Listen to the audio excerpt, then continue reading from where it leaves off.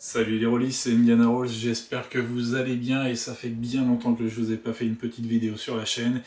Et aujourd'hui, on y remédie tout de suite et on va partir dans la Grèce antique et mythologique. On va avoir des petits soucis avec un oracle et on va devoir rentrer à la caserne à Byzance. Vous l'aurez compris, aujourd'hui on va parler de 10 000. Allez, vous me suivez?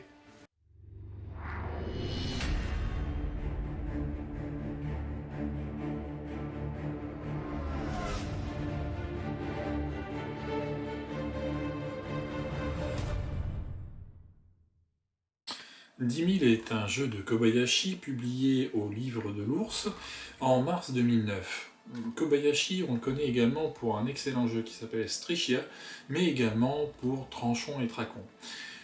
Dans ce jeu 10 000, on va jouer des mercenaires grecs à l'époque mythologique et antique qui servont le dénommé Cyrus, et ce Cyrus en question cherche à destituer son frangin Artaxerxès, maître de la Perse, et l'oracle va nous annoncer une très bonne nouvelle, à savoir que tout va bien se passer pour nous et nous allons gagner la guerre dans les fameux jardins de Babylone. Mais ça va pas se passer comme prévu, à savoir que au moment de la victoire de Babylone, le fameux Cyrus va mourir en même temps d'une flèche en pleine poitrine. Autant vous dire que ça va mal se mettre au niveau du moral des troupes, puisque ne sachant plus quoi faire, la ville de Babylone va être mise à sac et les mercenaires parmi les 10 000 vont à grands coups d'alcool et de jurons aller voir le dit oracle et le flinguer. Malheureusement, il n'est jamais bon de tuer un oracle comme ça, puisqu'un oracle, c'est la voix des dieux. Et du coup, les dieux vont maudire les 10 000 en les poussant à rejoindre Byzance. Et s'ils ne le font pas à temps, ou du moins s'ils n'arrivent pas à 5 000 à Byzance, eh bien ça va mal se passer.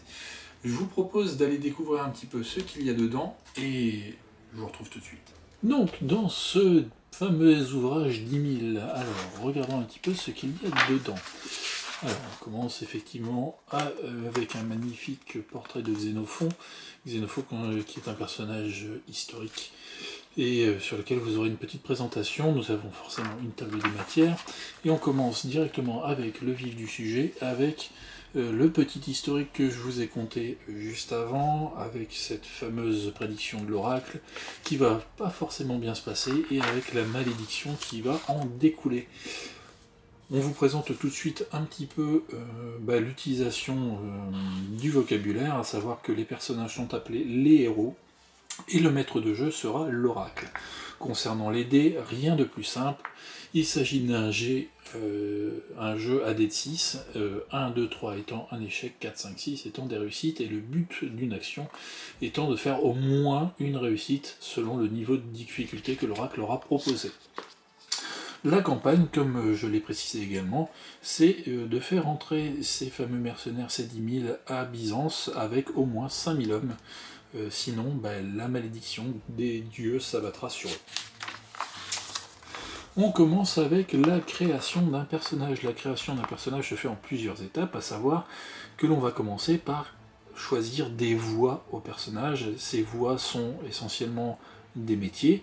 Ici, vous avez cette liste de métiers: archer, athlète, artiste, cavalier, chasseur, etc., etc.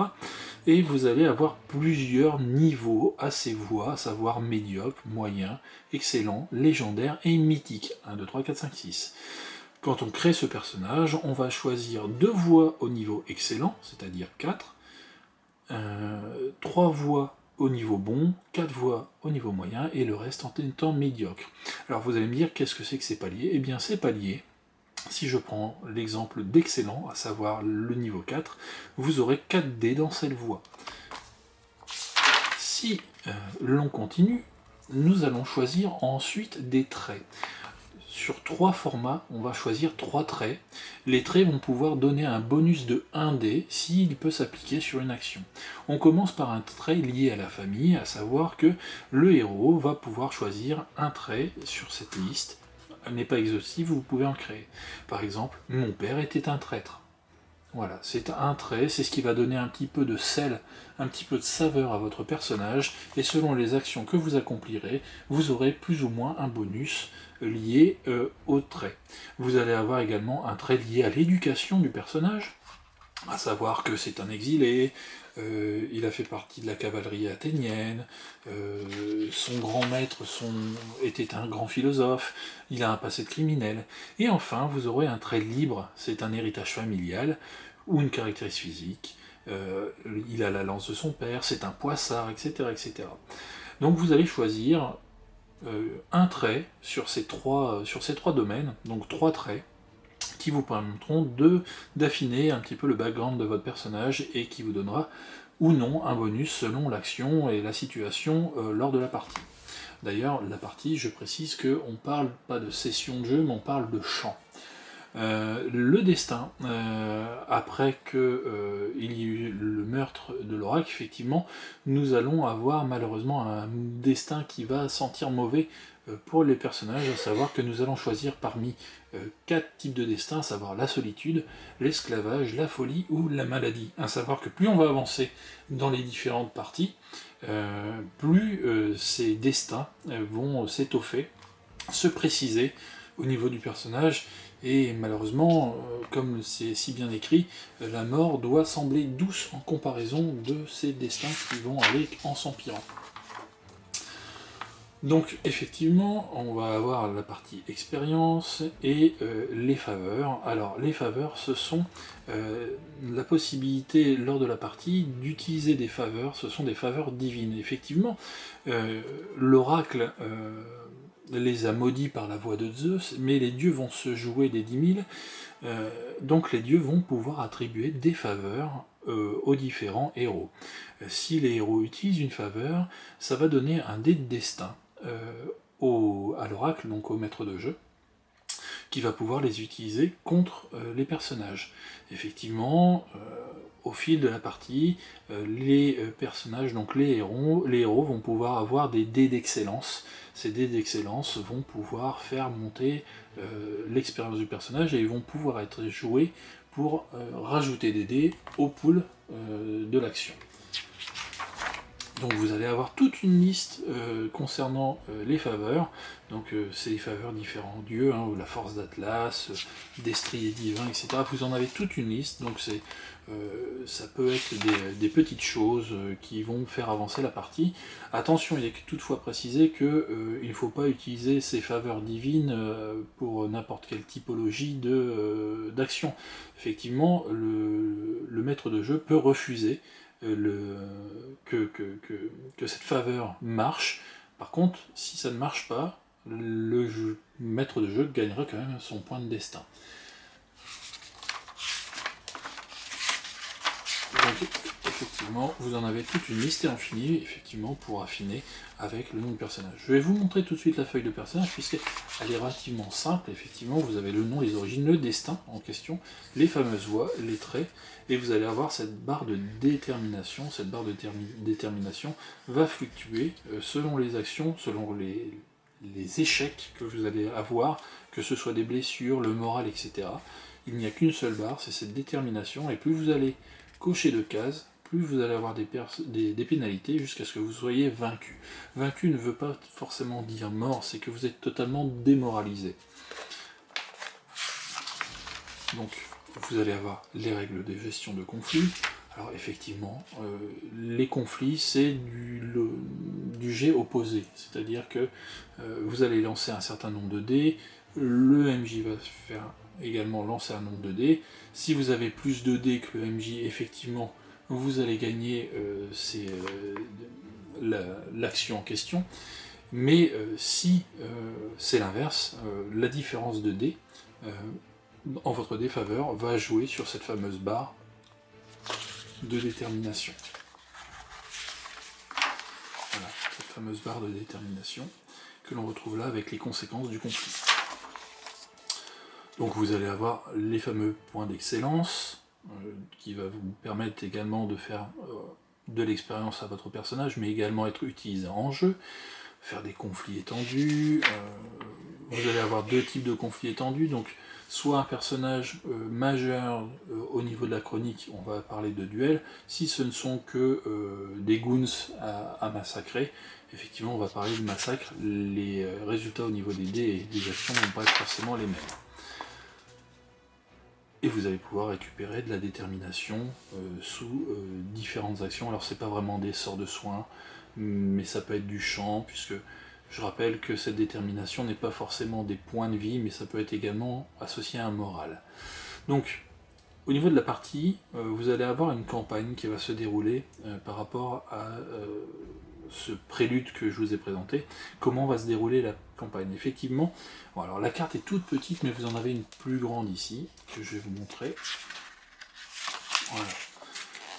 Au départ, nous sommes à Babylone. Babylone, c'est ici, donc le premier scénario, le premier champ se fera à Babylone.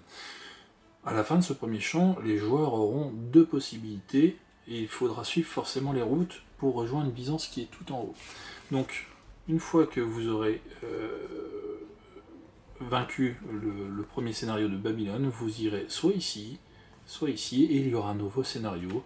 À l'issue de ces scénarios, deux possibilités, etc., etc. Et vous l'aurez compris que à chaque finalité, vous allez avoir des conséquences. Soit des hommes vont partir ou mourir parmi les 10 000, vous allez gagner des trésors, etc., etc. Et le but du jeu, c'est de remonter cette suite de scénarios jusqu'à Byzance. Mais vous allez me dire, comment ça fonctionne tout ça?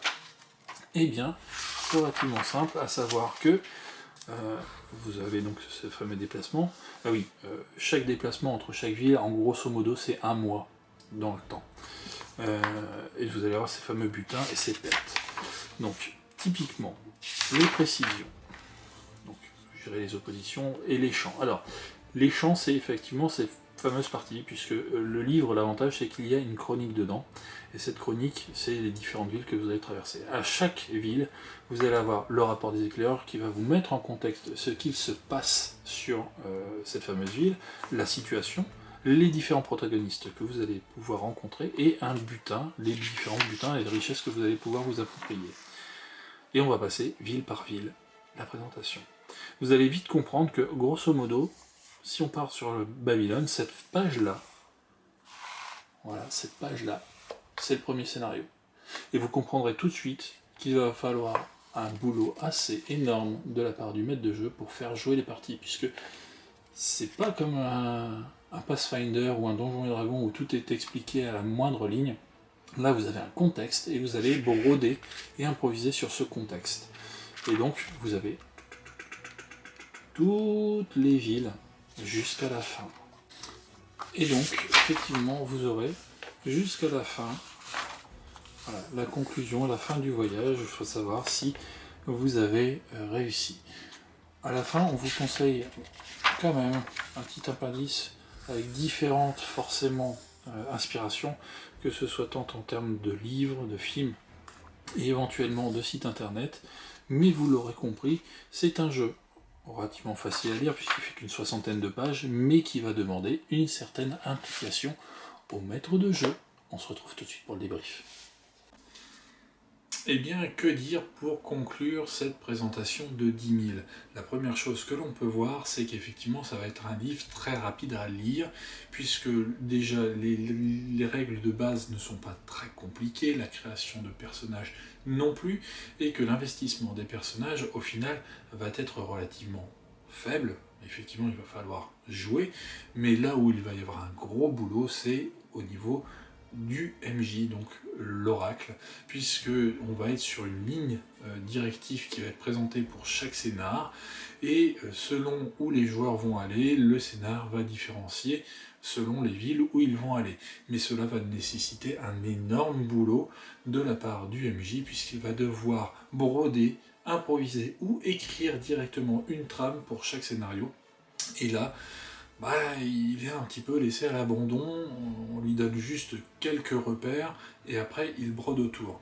Ça n'en reste pas moins un très bon jeu, puisque on voit que c'est relativement facile, on n'a pas une pléthore de suppléments, ni de bouquins pour chaque étape, on est sur un jeu relativement simple.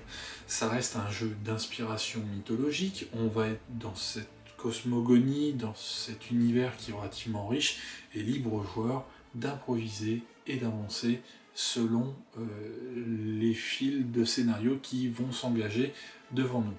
Bref, je rappelle également que ce jeu est toujours disponible, je vous mettrai le lien en description du site Les Livres de l'Ours, mais également le lien directement vers Lulu, puisque ce jeu est en print on demand, et pour la modique somme de 10 €. Bref, si cette vidéo vous a plu, j'essaierai d'être plus régulier prochainement dans mes différentes vidéos, et j'espère vous accompagner sur d'autres petits jeux comme celui-ci, et n'hésitez pas à me faire un commentaire ou de liker, mettez un pouce, ça fait toujours plaisir, et je vous dis à très bientôt dans une nouvelle vidéo. Ciao YouTube!